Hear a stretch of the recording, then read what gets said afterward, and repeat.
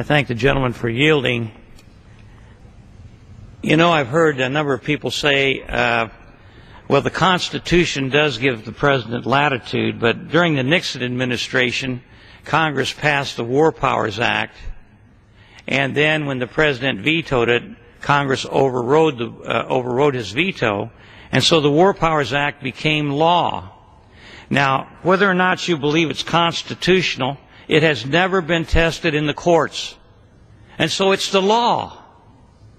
And the law says, as well as the Constitution, at least this is what most of the people who've looked at the Constitution believe is what it stands for, the Constitution and the War Powers Act says the president cannot do what he did without the support and approval of Congress.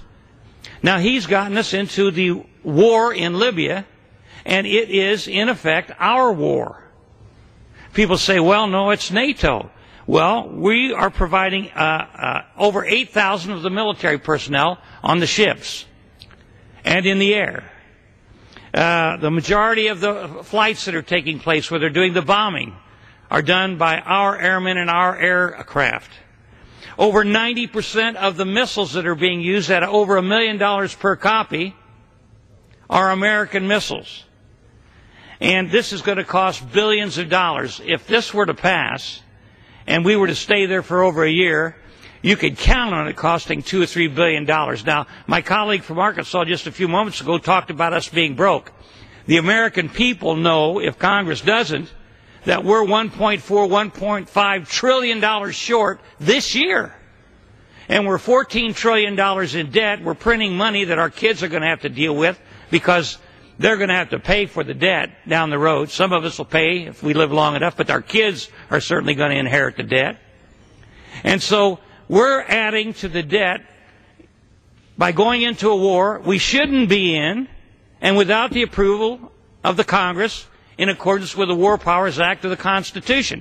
Now, my big concern is, and I'm going to talk on the other bill that's coming up later on, my big concern is not just Libya. My big concern is this president, unless we send a very strong message to him, may take us into Syria. There's humanitarian problems in Syria right now. And the reason they went into Libya, they said, was because of the humanitarian problems. He talked to the French, the English, the NATO, the United Nations, and the Arab League for about 2 weeks before we went into Libya, but he didn't have time to talk to the Congress, who appropriates the money and authorizes this stuff. He's the commander-in-chief once we go to war, but he needs the authority from Congress to go into it, and he didn't do it. So there are a lot of wars of opportunity. The president could go into Syria. He could go to the Ivory Coast. There's a lot. May I have one more minute?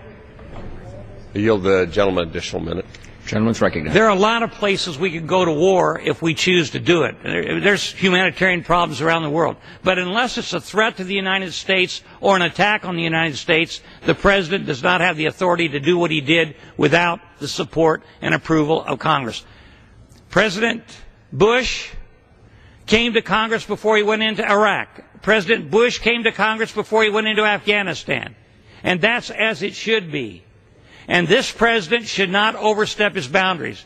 And what I wish we would do, which would exceed the legislation we're going to be talking about today, is to pass legislation to cut off all funds for Libya. I know it would not pass the Senate, but it sure would send a signal to the president and the White House that we're not going to allow him to go into war without the approval of the American people and the approval of Congress.